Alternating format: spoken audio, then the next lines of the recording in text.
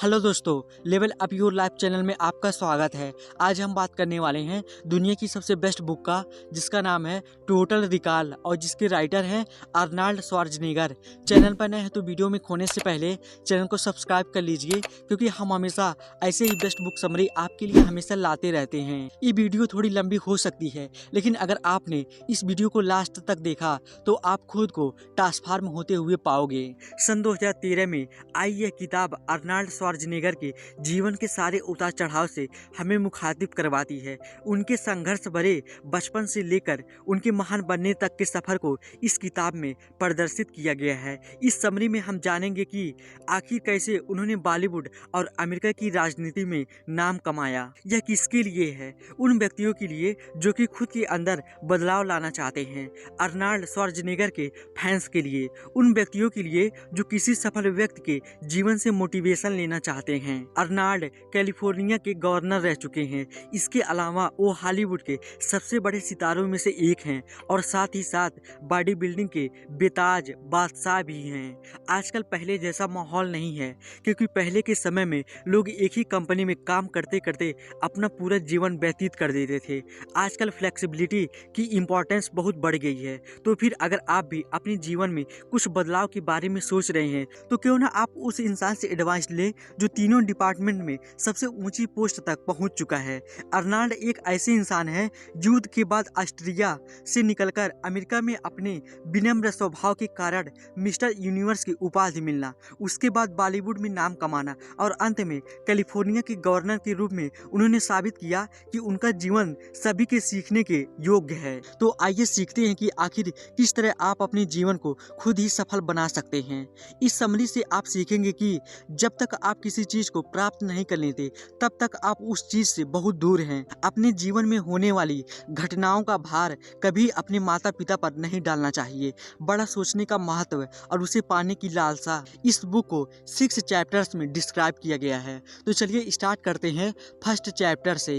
Chapter 1, एक संघर्ष भरा बचपन देने के बाद अमेरिका ही अर्नाल्ड की कर्मभूमि बनी। अर्नाल्ड सन 1947 में ऑस्ट्रिया में पैदा हुए थे। ऑस्ट्रिया के लिए वो साल बहुत दुखदाई था, क्योंकि उसी साल ऑस्ट्रिया को विश्व युद्ध में हार का सामना करना पड़ा था। अर्नाल्ड की मां पूरे देश में इधर उधर घूम रही थी, सिर्फ इस उम्मीद में कि उनके परिवार को रहने के लिए कोई सुरक्षित स्थान मिल जाए। अल्लो की जीवन की शुरुआत इससे और कठिन नहीं हो सकती थी।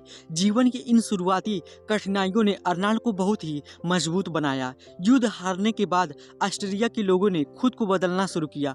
वो चाहते थे कि दूसरे देशों के लोग इस बात को जानें कि युद्ध हारने के बाद वो लोग बहुत मजबूत हुए हैं। साथ ही उनके अंदर गुस्सा भी उत्पन्न हुआ है। लोगों से ज्यादा उनकी अगली जनरेशन यानी कि छोटे छोटे बच्चों के अंदर बहुत ज्यादा नाराजगी थी।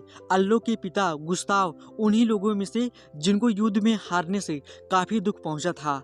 गुस्ताव ने बचपन से ही अर्नाल्ड और उनके भाई को काफी सताया। उन दोनों भाइयों के लिए पूरे दिन का रूटीन तैयार रहता था। दोनों भाई सुबह 6 बजे उठ जाते थे।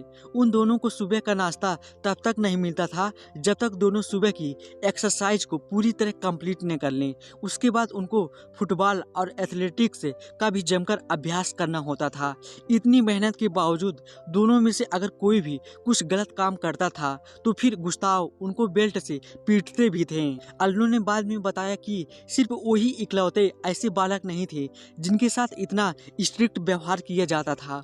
उन्होंने कहा कि एक बार उनके क्लास टीचर ने क्लास के एक बच्चे को उसकी गलती की संज्ञा देने के लिए उसका सर डेस्क पर पटक दिया था। अपने पिता के अत्याचार से बचने के लिए अर्नाल्ड ने यह सोच लिया था कि वो उनसे दूर चले जाएंगे। इसलिए जब वो 12 साल के थे तब उन्होंने निश्चय किया कि वो अमेरिका जाकर वहाँ नए जीवन की शुरुआत करेंगे। और उसी दिन के बाद से ऑस्ट्रिया में उनको जो भी छोटा मोटा काम मिलता था उसको करते थे और अपनी आज़ादी के सपने को पूरा करने के लिए कमाए हुए पैसे को सेव करते थे। किसी और देश को न चूझकर उन्होंने अमेरिका को इसलिए चुना था क्योंकि उनको पता था अमेरिका में सभी को अपनी तरह से जीवन जीने की आज़ादी है और अमेरिका से ताकतवर देश कोई भी दूसरा नहीं है। अर्नाल्ड अमेरिका इसलिए भी जाना चाहते थे क्योंकि अमेरिका ने हॉलीवुड और कोका कोला का आविष्कार किया था और ये दोनों ही चीज़ें अर्नाल्ड को काफ़ी लुभाती थी। चैप्टर 2। पहली बार में अर्नाल्ड अपनी क्षमता को पहचान नहीं पाए और मिस्टर यूनिवर्स बनने से चूक गए। बॉडी बिल्डिंग में अर्नाल्ड का इंटरेस्ट तब था जब उन्होंने अपना हाई स्कूल पूरा कर लिया। अर्नाल्ड पूरी तरह नेचुरल थे और इसी वजह से जूनियर वर्ग के कंपटीशन को जीतने में उनको कभी मुश्किल नहीं हुई। उसके बाद उनको एहसास हुआ कि अब उनको बड़े कंपटीशन में हाथ आजमाना चाहिए, इसलिए उन्होंने जर्मनी जाने का निश्चय किया और फैसला लिया कि वो मिस्टर यूनिवर्स प्रतियोगिता में भाग लेंगे। जर्मनी पहुंचने के बाद उन्होंने एक जिम में काम करना शुरू कर दिया। जिम के मालिक के साथ उनके रिश्ते कुछ खास अच्छे नहीं थे। जॉब होने के बावजूद अर्नाल्ड के पास पैसे की कमी रहती थी और इसी वजह से उनको जिम में ही रहना पड़ता था। और उसी जिम में उन्होंने खुद को 1966 में लंदन में होने वाली मिस्टर यूनिवर्स प्रतियोगिता के लिए तैयार किया। इस प्रतियोगिता के लिए उन्होंने जमकर तैयारी करनी शुरू करी। वह काम पर जाने से पहले और उसके बाद 2 घंटे जिम में व्यतीत करते थे, पर अर्नाल्ड के द्वारा की गई मेहनत किसी काम नहीं आई, क्योंकि बाद में उनको एहसास हुआ कि उनकी एप्लीकेशन प्रतियोगिता के मुख्य अधिकारी के पास तक पहुंची ही नहीं। और इसकी वजह था उस जिम का मालिक था जिसमें कि अर्नाल्ड काम करते थे। जिम के मालिक का कहना था कि उनको लगता था कि अगर अर्नाल्ड जिम में काम करना छोड़ देंगे तब उनका काम धंधा मंदा पड़ जाएगा। लेकिन इसके बावजूद अर्नाल्ड की किस्मत उनके काम आई। प्रतियोगिता के ऑर्गेनाइजर ने डेडलाइन निकल जाने के बावजूद अर्नाल्ड की एप्लीकेशन को एक्सेप्ट किया। जिम के मालिक के द्वारा किया गया गलत काम आसपास के एरिया के सभी लोगों को पता चल गया था। इसी वजह से एक दूसरे जिम के मालिक ने दया भाव से अर्नाल्ड लंदन जाने का टिकट का इंतजाम करवाया। अर्नाल्ड प्रतियोगिता में भाग लेने को लेकर काफी उत्साहित थे। उन्हें इस बात पर ज्यादा यकीन नहीं था कि वो प्रतियोगिता जीत सकेंगे, लेकिन जब उन्होंने देखा कि बाकी के सारे प्रतियोगी में से वही सबसे ज्यादा बलशाली और स्ट्रांग है, तो उन्हें लगा कि अगर वो थोड़ी सी मेहनत और कर लेते तो शायद कंपटीशन में सेकंड आने की बजाय फर्स्ट आते।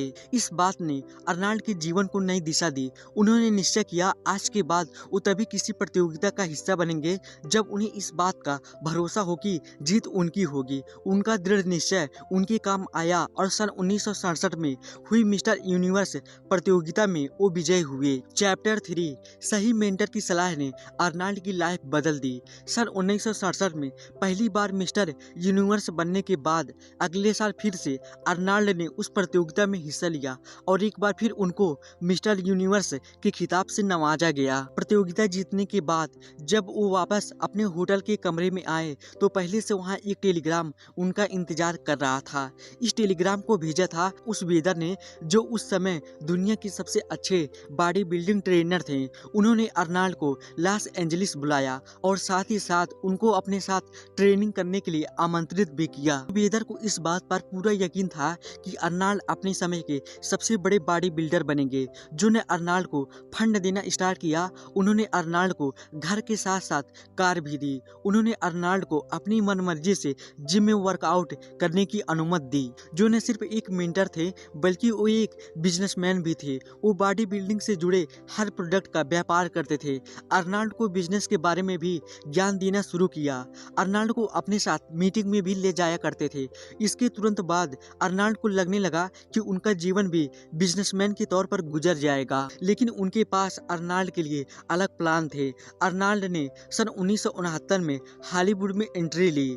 उसके बाद रुके नहीं, वो चाहते थे कि अर्नाल्ड को और फेमस बनाया जाए। इसलिए उन्होंने 22 वर्षीय अर्नाल्ड को एक मूवी में लीड रोल में सबके सामने पेश किया। उस फिल्म का नाम था Hercules in New York.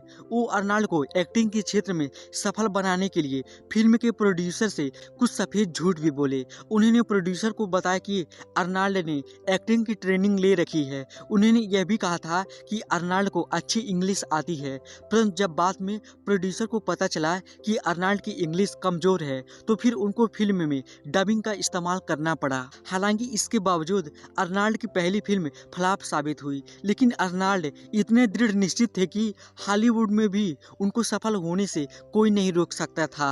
Chapter 4। Arnold ने अपने जीवन में सबसे बड़ी फिल्म एक समय पर लगभग मिस कर दी थी। 1982 में अर्नाल्ड को उनके कैरियर की सफल फिल्म मिली। उस फिल्म का नाम था कॉनन द बारबेरियन। अर्नाल्ड ने पहले सोचा था कि अपनी फिल्मों के जरिए वो लोगों को बॉडी बिल्डिंग के बारे में समझाएंगे, लेकिन कब उनकी film Conan the barbarian hit हुई तो उनको लगने लगा कि क्यों न बॉडी बिल्डिंग से हटकर एक्टिंग पर ध्यान दिया जाए और लोगों को अलग अलग तरह की फिल्म से एंटरटेन किया जाए। अर्नाल्ड यह भी जानते थे कि उनकी एक्टिंग स्किल इतनी अच्छी नहीं है कि वो हॉलीवुड के सबसे बड़े स्टार बन सके, परंतु उन्होंने सोचा क्यों ना वो अपने आप को सबके सामने एक्शन हीरो की तरह पेश करे, क्योंकि उनकी बॉडी उनको इस बात की इजाज़त देती थी। अर्नाल्ड ने हमेशा की तरह नीचे से शुरुआत करने की बजाय सीधा हॉलीवुड में सबसे ऊपर पहुंचने का सपना देखा, जिस तरह उन्होंने खुद को बॉडी बिल्डिंग में भी साबित किया था। फिल्म के निर्माता ओजे टर्मिनेटर की भूमिका के लिए सिम्पसन को देख रहे थे, लेकिन अर्नाल्ड श्वार्ज़नेगर के साथ दोपहर के भोजन के दौरान उन्होंने महसूस किया कि ऑस्ट्रेलिया अभिनेता अर्नाल्ड एक मशीन की भूमिका के लिए सही विकल्प हैं। परंतु अर्नाल्ड के मन में कुछ अलग विचार थे। वो सोचते थे कि वो जनता के दिल में एक हीरो के तौर पर अपनी इमेज बनाएंगे, परंतु अब उनको एक विलन का रोल मिल रहा था। फिल्म के निर्माता ने उनको इस बात का विश्वास दिलाया कि टर्मिनेटर का रोल न अच्छा है और ना ही बुरा है। उन्होंने कहा कि यह रोल अवश्य ही जनता को बहुत पसंद आएगा। चैप्टर 5 कैलिफोर्निया के बच्चों की मदद से अर्नाल्ड ने गवर्नरशिप की ओर कदम बढ़ाए। सिल्वेस्टर स्टैलोन की सन 1993 की फिल्म डिमोलिशन मैन में एक फ्यूचर का सीन था, जहां मेन कैरेक्टर को फ्यूचर में ले जाया गया। खुद को वर्ष 2032 में श्रीनगर प्रेसिडेंशियल लाइब्रेरी के बाहर पाया। अल्लो को हालांकि अमेरिका की काउंसलिंग चलाने का मौका नहीं मिला, क्योंकि काउंसलिंग सिर्फ वही न कर सकता था जो कि अमेरिका में पैदा हुआ हो, परंतु अर्नाल्ड कैलिफोर्निया के गवर्नर बनने के बाद काउंसलिंग इनके बहुत करीब आ गए थे। कैलिफोर्निया 2003 में विश्व युद्ध की 7वीं सबसे बड़ी इकोनॉमी थी। आखिर अर्नाल्ड वहां तक कैसे पहुंचे? हर साल की शुरुआत में अर्नाल्ड खुद के लिए पूरे साल का ब्यौरा लिखा करते थे कि आने वाले 12 महीनों में उनके कौन कौन से काम करने हैं। साल 2001 में उन्होंने लिखा था कि वे जानना चाहते हैं कि गवर्नर बनने का एहसास कैसा होता है। आखिर उन्हें अपने इस नए टारगेट के लिए मोटिवेशन कहां से मिला? अर्नाल्ड को कैलिफोर्निया में उस समय हुए डिक्लाइन के कारण यह आइडिया आया। 90 के दशक की शुरुआत में सिलिकॉन वैली में राज्य के टैक्स बेस को मिटा दिया गया था। इसके अलावा वहां बिजली का संकट था, जिसके बारे में कोई कुछ भी नहीं कर रहा था। अर्नाल्ड को लगा कि इन सब समस्याओं को दूर करने के लिए वो सबसे सही व्यक्ति हैं, क्योंकि इतिहास उनके साथ था। उस समय के प्रेसिडेंट भी हॉलीवुड के जरिए ही प्रेसिडेंट की कुर्सी तक पहुंचे थे, और अमेरिका में देश को चलाने के लिए नाम और शोहरत की आवश्यकता होती है, और ये दोनों ही चीजें उस समय अर्नाल्ड के पास मौजूद थी। परंतु अर्नाल्ड को यह भी पता था कि अमेरिका के लोगों को इस बात का एहसास दिलाना होगा कि वो पॉलिटिक्स में इंटरेस्टेड है, न कि सिर्फ हॉलीवुड के दम पर वहां तक पहुंचे हैं। वोटर्स से खुद को परिचित कराने के लिए उन्होंने एक नई स्कीम को शुरू किया, जिसकी उन्हें राज्य विधायिका और कानून के माध्यम से मार्गदर्शन करने की उम्मीद थी। अर्नाल्ड का यह आइडिया बहुत ही सिंपल था। रिसर्च के मुताबिक उस समय अमेरिका में ज्यादातर मर्डर 3 बजे से लेकर 6 बजे तक होते थे। उनके अनुसार क्राइम को कम करने का सिर्फ एक तरीका था, और ये था कि स्कूल के बाद बच्चों को आफ्टर स्कूल क्लब में भेजा जाए, जहां उनकी फिटनेस और उनके होमवर्क पर ध्यान दिया जाएगा। उनके इस आइडिया को लोगों ने बहुत पसंद किया, और इसी वजह से 2003 में वो कैलिफोर्निया के गवर्नर बने। चैप्टर 6 शायद अर्नाल्ड परफेक्ट न हो, पर उनको सफलता का स्वाद अवश्य पता था। किसी इंसान को मोटिवेशन देने के लिए आपका खुद का परफेक्ट होना आवश्यक नहीं है। यही बात अर्नाल्ड को खास बनाती थी। अर्नाल्ड पर्यावरण प्रेमी थे, वो कैलिफोर्निया के गवर्नर भी थे, साथ साथ वो फिटनेस फ्रीक भी थे। उनकी एक और पसंद थी, वो थी सिंगा। लेकिन कुछ चीजें ऐसी थी जिसका अनुसरण अर्नाल्ड ने अपने पूरे जीवन के दौरान किया। तो अल्लो हमें क्या सलाह देते हैं? सबसे पहली और सबसे अहम, कभी भी अपने पेरेंट्स को किसी बात का दोष न दें। कुछ लोगों के पेरेंट्स बहुत स्ट्रिक्ट होते हैं, कुछ के बहुत ज़्यादा प्रोटेक्टिव होते हैं, परंतु हमें लगता है कि हमारे पेरेंट्स हमारी और अच्छी तरह से परवरिश कर सकते थे। लेकिन हम लोगों को इस बात का एहसास होना चाहिए कि वह जितनी अच्छी तरह से कर सकते थे, उन्होंने हमेशा उससे अच्छा करने की कोशिश की।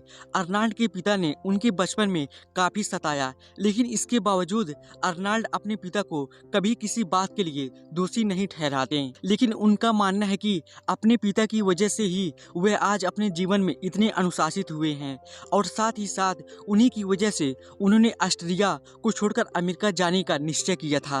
अर्नाल्ड का कहना है कि कभी भी अपने पास्ट को अपने फ्यूचर के ऊपर हावी ना होने दें। अपने पास्ट को भूलकर अपने भविष्य को अच्छा बनाने की कोशिश करते रहना चाहिए। अर्नाल्ड का दूसरा सफल होने का यह रूल है कि कभी भी पीछे मुड़कर नहीं देखना चाहिए। हमने कई बार देखा है लोगों को कि वह लोग अपने जीवन में घटित पिछली चीज़ों को लेकर काफ़ी उत्साहित रहते हैं, लेकिन हमें ऐसा नहीं करना चाहिए। हमें अपने जीवन में आने वाली चीज़ों के लिए हमेशा तैयार रहना चाहिए। कभी भी पीछे मुड़कर नहीं देखना चाहिए कि हमने पीछे क्या किया है।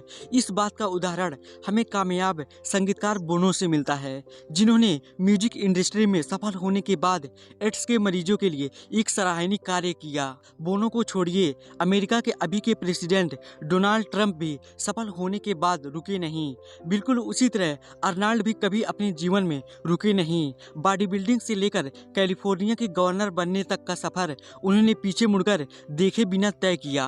निष्कर्ष, अर्नाल्ड से बेहतर डिटर्मिनेटेड इंसान शायद हमें कोई दूसरा देखने को मिलेगा। बचपन में अपने पिता के द्वारा सताए जाने के बावजूद उन्होंने अपने जीवन में हर प्रकार की सफलता हासिल करी। ऑस्ट्रेलिया छोड़कर अमेरिका गए, वहां पर उन्होंने बॉडी बिल्डिंग में लगातार मेहनत की और कई सारे कंपटीशन जीते। उसके बाद उन्होंने हॉलीवुड में एंट्री ली और वहां भी सफल हुए और अंत में कैलिफोर्निया के गवर्नर बनकर लोगों की भी सेवा करी। हमेशा ऊंची सोच रखें और जीतने का प्रयास करते रहें। अर्नाल्ड के जीवन से हमें सिर्फ यह सीखने को मिलता है कि वे कभी दूसरे स्थान के लिए नहीं गए। उन्होंने हमेशा पहले स्थान पर ही एम रखा और उसे पाने के लिए कोशिश करते रहे। उसी प्रकार हमें भी कभी किसी भी चीज में इस मोटिव के साथ हिस्सा नहीं लेना चाहिए कि हम सिर्फ उसमें हिस्सा ले रहे हैं, बल्कि हमें उसे जीतने की कोशिश करनी चाहिए, क्योंकि अगर हम ऐसा सोचकर उसमें जाएंगे तो हम उसके लिए ज़्यादा मेहनत करेंगे। तो दोस्तों, उम्मीद करता हूँ इस टोटल रिकॉल बुक समरी से आपको ज़रूर कुछ न कुछ सीखने को मिला होगा। और आपको यह बुक समरी कैसी लगी हमें कमेंट में लिख के बता सकते हैं। और इसके बाद मिलते हैं नेक्स्ट वीडियो में एक और बेस्ट बुक समरी के साथ। Thank you so much.